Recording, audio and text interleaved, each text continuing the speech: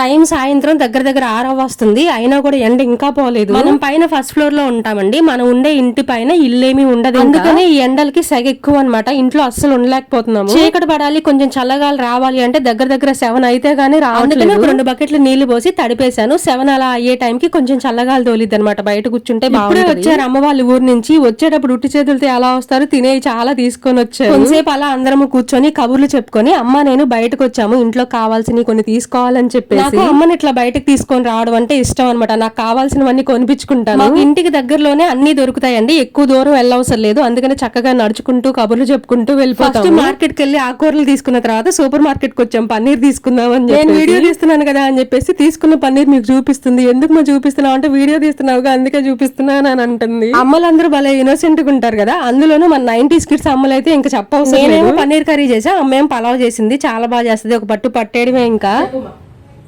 Subscribe చేసుకోండి. Bye.